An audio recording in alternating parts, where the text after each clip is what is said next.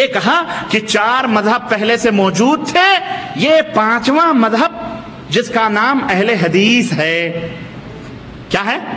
اہل حدیث ہے، اس کا مذہب ہے۔ یہ غیر مقلد ہیں، یہ لوگ ہیں جو ائمہ کی تقلید نہیں کرتے، یہ 5واں مذہب نکلا ہے۔ اور پھر کہا جانے لگا کہ یہ نئے نئے پیدا ہوئے ہیں اور 150 سال پہلے ایک پیداوار ہیں، انگریزوں نے پیدا کیا ہے، فلاں نے پیدا کیا، فلاں کے پیٹ سے نکلے، فلاں کے ڈگر سے نکلے۔ اور ہمارے پاس ایک کتاب ہے، ایک پالن صاحب، پالن گجراتی پالن پوری تھے، جانتے ہیں آپ پالن گجراتی صاحب کو؟ ہاں، 5-10 تقریریں یاد کی تھی، کچھ حوالے والے، بمبئی اور شمالی ہند میں کافی وہ پاپولر ہوئے، اور وہ تھے ذات کے قوال، ڈفلی بجانے والا، کہیں دکانوں پر ادھر ادھر بھیک مانگتا تھا، قوالیوں مشہور تھا، گھاس وس کاٹتا تھا، بھینس وس چراتا تھا۔ تو کہا کہ ایک دفعہ میں کہیں سے گزرا، ایک ہمارے بابا تھے گجرات میں، احمد آباد میں، تو وہ ناک وہ رینٹ وٹ بہتی تھی، وہ لنگی وہ لگوٹی پہن کے بیٹھا رہتا تھا، تو بابا کے پاس رات دن بھر قوالی گا کے مانگتا، اور جو کھانا پانی ملتا بابا کے پاس جاتا اور ان کو بھی کھلاتا، تو وہ ریٹ وغیرہ نکلی دیتی، ان کو بیڑی دیتا، سگریٹ دیتا، وہ بیٹھ کے پیتا۔ تو میں بار بار ان سے کہتا تھا کہ بابا ہمارے اوپر بھی نظر کرم کر دو۔ یہ حقانی کہتا ہے، یہ اس کا نام حقانی ہے۔ حقانی کیا ہے؟ یہ پالن حقانی گجراتی کا، یہ اور اس کو لکھتے ہیں مولانا۔ ہم نے کہا ایسی مولانا ہو تو بھی اللہ ہی خیر کرے۔ المہم جناب علی کہا کہ پھر وہ کیا ہوا کہ بابا روزانہ میں کہتا تھا کہ بابا نظر کرم کر دو، نہیں وہ ایک لفظ تھا کہ ہمارا بھی بیڑا پار ہو، ہمارا بھی گھوڑا آگے نکل جائے۔ ہاں یہ جملہ تھا، ہمارا بھی گھوڑا آگے نکل جائے، روزانہ کہتا تھا۔ کہا ایک دن کھچڑی لایا تو بابا نے کھایا، رینٹ وٹ گری تھی، تو بابا بولے، کہا اچھا کھا لو، یہ کھا لو۔ تو مجھے تھوڑی سی کلف ہوئی، تکلیف، لیکن میں نے بابا، حالانکہ وہ بے نمازی فاحش و فاجر بیٹھا رہتا تھا، کہا میں نے کھا لیا کھچڑی۔ کھچڑی کیا کھانا ہوا، اوہو، ساتوں ہمارے یہاں کہتے ہیں نا طبق روشن ہو گئے اس کی۔ کھچڑی کھایا، اتنا بڑا عالم ہو گیا کہ بخاری، مسلم اور تفسیر ابن کثیر سب حفظ یاد، علماء دیوبند کا سب سے بڑا علامہ کہا جانے لگا۔ اب بڑی بڑی تقریریں خوب انہوں نے گا وہ کر کے بہرحال شروع کی 8-10 تقریریں۔ اس نے اب دیکھا کہ دیوبندی مولویوں نے کہ اس کی تو خوب بن رہی ہے بھائی، اب ایسا کرو اس جاہل کے کندھے پہ بندوق رکھ کے چلاؤ، اس کو کیا پتا ہے، جاہل تو ہے ہی ہے گجراتی جاہل۔ اس نے کیا کیا، کتاب لکھی، پالن حقانی صاحب کے نام سے کتاب لکھی گئی۔ تو اس کتاب میں ایک بات کیا کہی گئی معلوم ہے؟ کتاب لکھی گئی، کہنے لگے پالن صاحب نے فرمایا کہ دنیا میں جتنے فرقے یا مسلک بنے ہیں، اس فرقے کا کوئی نہ کوئی بانی تھا۔ اس کا نام کیا تھا، اس کا بانی کون تھا، کس جگہ کا رہنے والا تھا، کس ملک کا وہ باشندہ تھا، وہ فرقہ کس ہجری یا صدی میں وجود میں آیا، ان تمام فرقوں کا قریب آپ کو کتابوں میں لکھا ہو کر رہے گا۔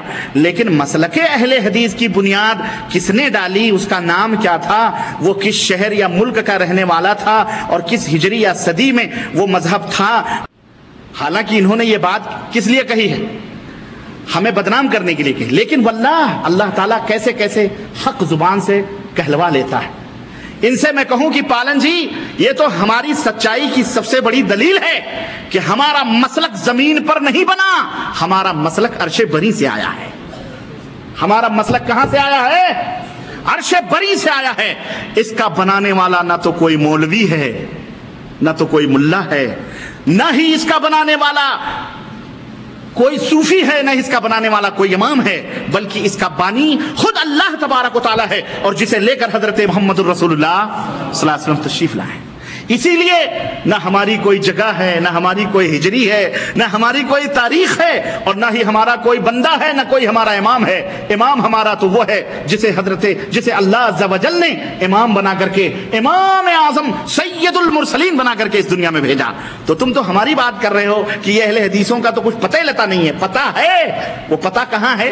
تمہیں عرش سے ملے گا، زمین پہ تم ہمیں ڈھونڈتے ہو، ہم کہاں رکتے ہیں عرش و فرش کی آواز پر۔ اللہ اکبر۔ اور اللہ تعالیٰ کا یہی حکم ہے، کیا؟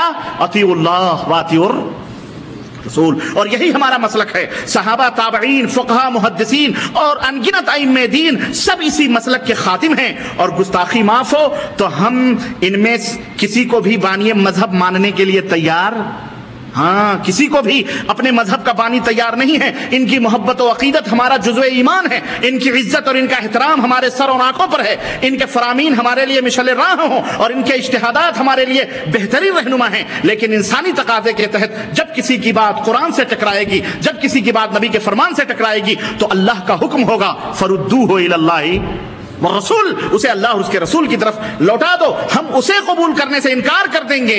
ہم سے بلا دلیل فرد واحد کی تقلید کی توقع نہ رکھی جائے. ہم کسی امتی کو نبوت کے منصب پر بٹھانے کے لیے تیار اور اس کی اجازت دینے کے لیے تیار نہیں ہیں. یہ ہمارا مسلک ہے. اگر کسی کو برا لگتا ہے تو 100 بار برا لگے. سمجھ آئی کہ نہیں آئی؟ اور ایک اور پالن پوری صاحب نے اعتراض کیا ہے.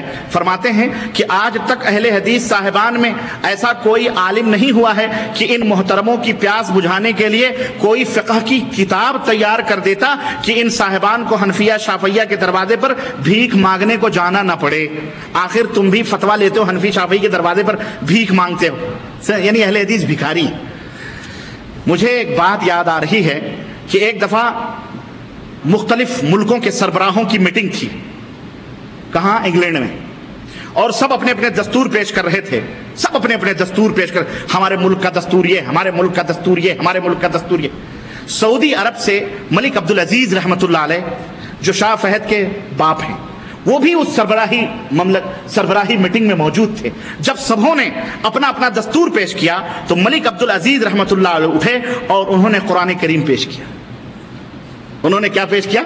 اللہ اکبر, اللہ اس کی خبر روشن فرمائے. قرآن کریم پیش کر دیا اور کہا کہ اس کے ہوتے ہوئے ہمیں کسی دستور اور کسی نظام اور قانون کی ضرورت نہیں ہے. تو میرے بھائیوں سنو, قرآن اور حدیث کے ہوتے ہوئے ہمیں کوئی فقہ تیار کرنے کی بولو نہیں ضرورت ہے. تمہارے فقہ کی, جس کا دستور قرآن ہو, سنت ہو, اس کی ضرورت. ہم مسئلہ بتانے کے لیے ہمارے مفتیوں کو الحمدللہ آج تک کوئی دقت پیش نہیں آئی ہے. اگر مسئلہ سمجھنے کے لیے ہم امام ابو حنیفہ یا امام شافعی کے دروازے پر بھیک مانگنے جاتے ہیں تو کیا ہوا؟ ہم فخر سے جائیں گے. اس میں ہمیں کوئی عار نہیں. کیوں؟ اس لیے کہ وہ ہمارے امام ہیں. وہ ہمارے کون ہیں؟ امام شافعی بھی ہمارے امام ہیں, امام ابو حنیفہ بھی ہمارے امام ہیں, امام احمد بن حنبل بھی ہمارے امام ہیں, اور امام مالک بھی ہمارے امام ہیں, امام بخاری بھی ہمارے امام ہیں. آپ بیچ میں کیوں طہر متخلل بن رہے ہیں اور بیچ میں کیوں دخل اندازی کر رہے ہیں؟ آپ کون ہوتے ہیں؟ ارے امام ابو حنیفہ بھی غیر مقلد تھے, امام شافعی بھی غیر مقلد تھے, اور امام مالک بھی غیر مقلد تھے, اور سب غیر مقلد تھے. آپ مقلد ہیں, آپ کا ان سے کیا رشتہ ہے؟ آپ کا ان سے, پالن جی آپ کا ان سے کیا رشتہ ہے؟ جن کے نزدیک حدیث پر عمل کرنا گمراہی ہے, انہیں کوئی حق نہیں پہنچتا کہ اس امام کے ساتھ نسبت جوڑیں جو مذہب جو یہ کہے کہ جو صحیح مذہب ہو وہی, جو صحیح حدیث ہو وہی میرا مذہب ہے. اس کے ساتھ رشتہ جوڑنا تمہارا. علم کی بھیک مانگنے کے لیے ہم صرف انہی دو اماموں کے در پر نہیں بلکہ ایسے 20 اماموں کے در پر جاتے ہیں. حکمت کی بات مومن کی گمشدہ چیز ہے, وہ اسے جہاں سے ملتی ہے اسے حاصل کر لیتا ہے. البتہ تقلید شخصی کو, کسی ایک معین امام کی تقلید کے اوپر ہم لعنت بھیجتے ہیں, اور باقاعدہ بے شمار ثبوت ہیں. ہمارے ان اماموں نے بھی, اور امام ابو حنیفہ شافعی مالکی, ان اماموں نے بھی اپنی تقلید کو برا مانا ہے اور روکا ہے کہ لوگوں میری تقلید نہ کرنا. حضرت محمد الرسول اللہ صلی اللہ علیہ وسلم کی اتباع اور پیروی کا. اور میں تو یہ کہوں کہ یہ جو لوگ تقلید کے کینسر میں مبتلا ہیں نا, جن کو لاحقہ ہوا ہے تقلید کا, یہ دراصل وہ ہمارے ہی اماموں کی تقلید کرتے ہیں, کسی اور کی نہیں. ہمارے اماموں کی تقلید کرتے ہیں اور ہمارے ہی بزرگوں کے ناموں پر ناجائز قبضہ اور اجارہ دار بنے بیٹھے ہیں. مثلا امام ابو حنیفہ رحمۃ اللہ علیہ کے متعلق ابھی میں نے بتلایا, ان کا فرمان ہے اذا صح الحدیث فهو مذهبی, جو بھی صحیح حدیث ہے وہی میرا مذہب ہے. میری بات قرآن و حدیث کے خلاف ہو, صحابہ کے خلاف ہو, دیوار پہ مار دو اور قرآن و حدیث کو لے لو. ان کا یہ مذہب ہے اور ان کا یہ فرمان ہے, در مختار کے اندر بھی لکھا.